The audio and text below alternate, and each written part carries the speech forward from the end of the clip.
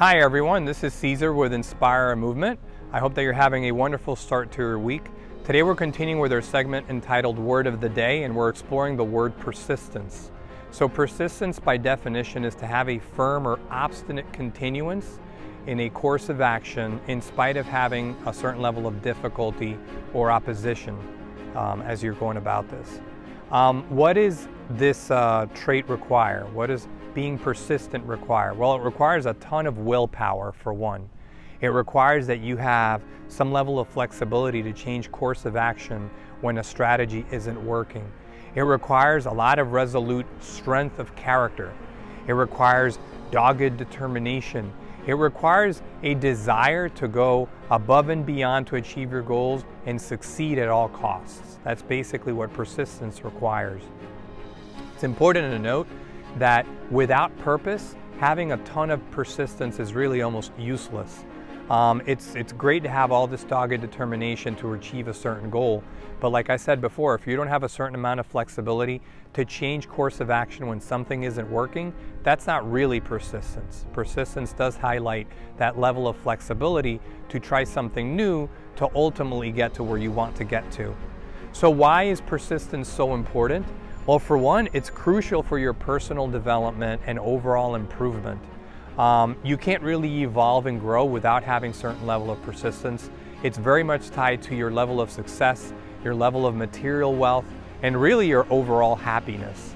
So if you're struggling with being persistent at things that you want to achieve, what are some of the things that you can do in order to change that? Well, for one, repeat your efforts. If you failed once, try it again. If you failed twice, try it yet again, and so on and so forth. Persistence requires that continuance to fall and get up again. Make sure that you try to model people that are very successful, because ultimately they probably will have this trait. Very often the one common denominator between highly successful people, no matter what vocation they're in, is that they are probably very, very persistent. So important to note, especially for you young people out there, if you want to be successful at your craft, you're going to have to learn through trial and error very often. Sure, be schooled and learn certain skills that you need to along the way, but there will be drawbacks, there will be pitfalls, and you'll have to get up and try things over and over again to figure it out completely. Change your strategy, like I talked about previously. If you try a certain strategy and it's not working, eventually you have to come to the realization that it's not and try something altogether new. Reward yourself for small milestones too. So, you have this really long goal that you want to aspire to reach. Those little milestones along the way, reward yourself, give yourself a pat on the back when you achieve it.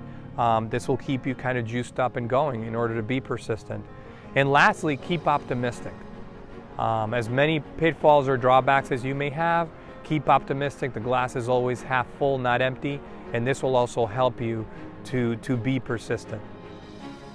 So to me, this is a word that I really resonate with, and I can tell you from a very, very early point in my life, particularly within sports, I realized that without it, I couldn't really get very far.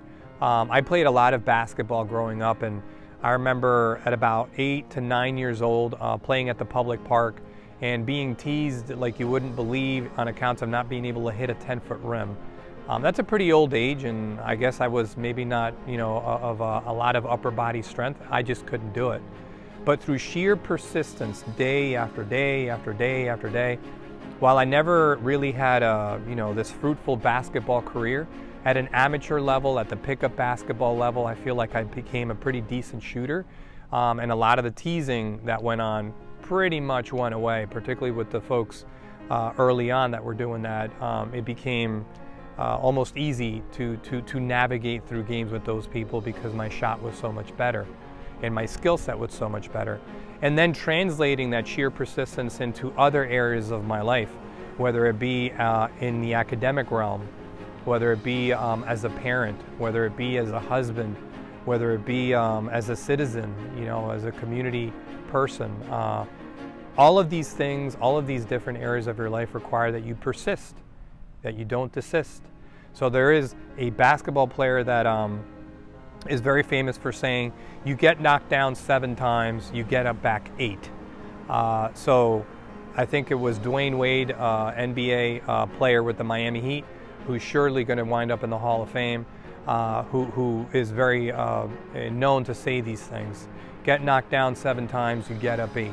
And that's really what it takes. It's that win at all cost mentality and that stubbornness and dogged determination to get the things that you want. Anything that's worth it to close ultimately will have some hardship associated to it. And if you can make it through those tough times, you'll definitely see the light at the end of the tunnel and get to where you want to go. Hopefully these words resonate with somebody watching this out there. Again, something that I take a lot of joy and pride in. Any word that you want us to maybe explore, please reach out to inspiremovement.com. Check us out on our social media platform and leave a comment. We'll surely try to explore it. Thank you so much for your patronage, and I wish you a blessed week. Bye-bye.